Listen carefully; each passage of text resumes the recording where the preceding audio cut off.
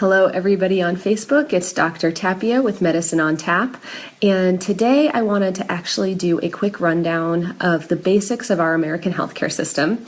In the year that I spent teaching geriatrics at the institution where I'm still currently affiliated, I had the pleasure of getting to work with fourth-year medical students, and the majority of the fourth-year medical students did not know the basics of Medicare and how things get paid for in our healthcare system.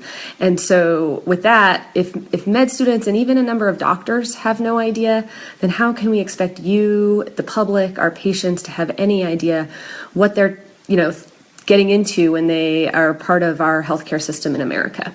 So I'm going to try to keep this short as usual so that it's manageable, but everybody needs to know this. So in America, we do have a national healthcare system that is considered socialized medicine. And actually we have two different forms of it. We have Medicare, which is for the elderly, and they define that based on people's age of 65 and up. I would contend that 65 is not all that elderly anymore, but anyway, that comes from a historical reasons that I can't get into while keeping this video short. So we have Medicare, which is something that everybody who works in this country pays into their entire lives in federal income taxes. That's part of Social Security and Medicare. And that is the health insurance provided for the elderly and disabled. And there's a number of conditions that qualify you as disabled, whether they be mental or physical conditions. And actually dialysis is paid for by Medicare. And then we also have something called Medicaid. And Medicaid is both funded by the states, but also a federal program. It's this bizarre hybrid, but mostly the states have autonomy in how they can administer it. And Medicaid is the backup system for people who don't make enough income to have to buy health insurance plans or don't have a job that provides employee health insurance. And so that is for what is considered the poorest of the poor in the country. So people who are usually a number 133% of the federal poverty level. And that covers basic care for women who are pregnant, children, and anybody who is under the federal poverty level. But that is from the states. And then for everybody else, we have the health insurance system. And I will explain a little bit about how that got enmeshed with Obamacare.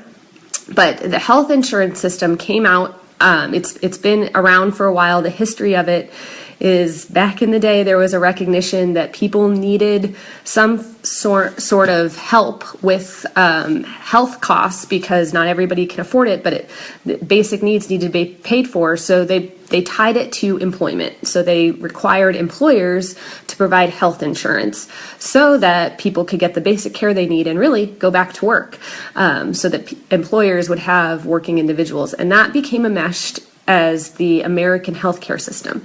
But insurance companies are private entities. The majority of them are for profit, and they contract with your employer to give you a plan, and they cover many basic things. They don't always cover some things. They actually, these days, model their reimbursements and their payment fees based on Medicare, and I can explain that a little bit later.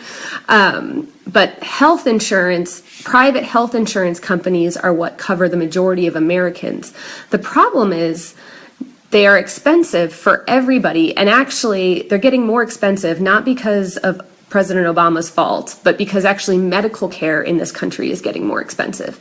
So private health insurance, whether it's given to you by your employee based on that, your employer based on the contract that they provided, that they have with the private health insurance company, or whether you have purchased a plan on an exchange, is what provides the majority of health insurance to Americans. The problem with it is that, well, many people have recognized, one, if you are a small business or you're not a major corporation, or even if you work for a major corporation but you're part-time and so you don't work enough that they cover your benefits, then you don't really get the automatic health insurance that comes with that employment, or your small business can't afford these expensive contracts with these health insurance companies to cover yourself and maybe a few small employees, because the cost of these are massive. If any of you are employed and have a health insurance premium, look at what they take out of your paycheck every month. And that is for your health insurance. That's to cover the cost of if you would need anything. Now, health insurance policies rely heavily, and I mean very heavily, on the healthy people paying into it to service the needs of the sick people. That's the same, though, for Medicaid, and it's the same for Medicare. And the other problem I would pose that is with the current system is it actually discourages small business and entrepreneurship, as people have learned. In some states, the health exchanges have actually worked out really well.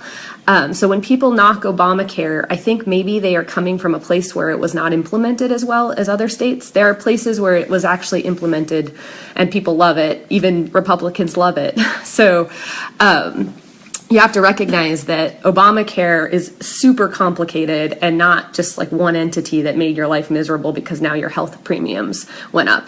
It's way deeper than that. However, oh gosh, where was I going? I was going on my little tirade. However, if you are somebody who has a job that you don't love, but you do because you need the benefits to provide for your family, and you have this amazing idea where you could take the risk of starting your own business, you have enough saved up that even if it doesn't hit off the ground right away, you would still be okay. There are a ton of people out there like that who don't ever take those risks and who don't start that small business, don't provide the competition we need for capitalism to be successful, because they are afraid to let go of the benefits that their unfortunate employer provides them. So that's just something to consider. I'm going to look at my timer because I want to see how much time I have left. I've been timing these. Oh, I don't have much. Okay. So that is a quick rundown of super complicated healthcare system. I wanted to touch a little bit more on Medicare, because actually we spend 16% of our gross domestic product on Medicare. And compared to other nations that have a true socialized healthcare, meaning that their taxes go to healthcare for everyone, we have worse outcomes and spend way more. And that, to me, seems like a problem for a capitalistic country that claims to have quality, because if we're going to spend so much, we should be getting quality from that. But we have sort of peaked in what we spend on. The other problem is our population growth in this country has stalled. And so for the first time in history, we are facing a complete inversion of the population curve. So I'm going to try to draw it out with my finger. So it used to be like this, like a mountaintop, and all the old people were at top and the young people were at the bottom. So we were having enough babies, growing, but then people didn't live as long, and so there were very few old people. Well, now we've stopped having so many babies and we've stopped having children. This is not meant to debate the merits or unmerits of that. That's just the facts. And now we're like this. We've also extended our life expectancy with modern medicine and better lifestyles and multiple different reasons. So this is now what our population looks like, with young people and new births on bottom and all the old people on top. It's just the problem is it's the young people who work, one, to take care of the old people, but also whose taxes go in to fund Medicare and Social Security, which in turn is the insurance for these older people. So not only are we spending a ton of money at this level of the elderly population for not very good outcomes and not great quality of life, we're also losing the funding source for Medicare because we don't have people paying into it anymore. And that is going to be a huge problem that this country has to face. For Medicare, there are 4 parts to it: A, B, C, and D. Part A is everybody gets. It covers hospital services, anything inpatient. You still have a deductible, and actually, if you have an inpatient stay that's for 3 nights and you're really sick and you need some rehab, it covers the first 20 days of skilled rehab in like a nursing home. Part B is outpatient doctor services, labs, physical therapy, and you have to pay a monthly premium for Part B, and you have to elect for it when you sign up for Medicare. Part C is this confusing thing where you sign up to have a private insurer like United or Blue Cross actually administer your Medicare. That's very confusing, and I'm not going to get into that. And then Part D is my wireless thing just went out. Oh, I think we reconnected. Okay, so anyway, A, B, C, and D. Everybody gets A. There is a premium for B. My timer's up, but I'm going to explain this anyway. And C is you elect for, and D is for drugs, and that is a pretty hefty premium as well monthly that's meant to cover the drugs that aren't covered under B. I would contend as a geriatrician, with the exception of very rare circumstances, almost every drug I would prescribe is generic and very affordable, and so I'm just going to leave it at that.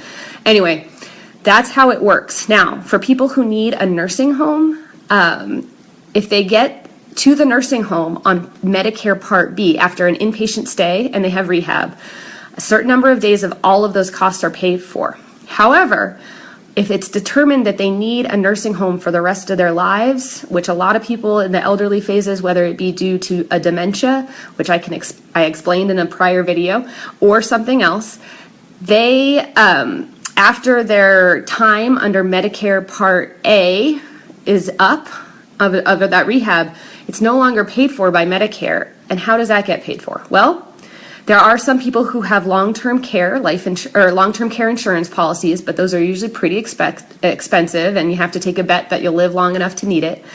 And then for the most people, they have to literally spend down every single asset and pay privately for that nursing home care until they've spent down so much money that they qualify for Medicaid, and then they go on Medicaid. The problem is most nursing homes only have so many Medicaid beds, and so you might start out in a nursing home, private pay your way down, and then once you get onto Medicaid, you could get booted because they don't any longer have room for you in a Medicaid bed. So these are just some of the problems with our American healthcare system and some of the facts. I'm not trying to do a throwdown, although I probably will this Friday, maybe about this topic. But that's how it works. We have a weird hybrid mesh of Medicaid, Medicare for the elderly, Medicaid for the poor who aren't elderly, and then private insurance for everything in between. And if you have to private pay, I'm sure it is those of us who had for various things before, that's pretty much, unless you're super rich anyway, not feasible because of the cost of care. So before you go around talking about any of the policies and what you do and do want to repeal, you should know the basics. Those are the basics. Hope everyone has a wonderful day. Bye.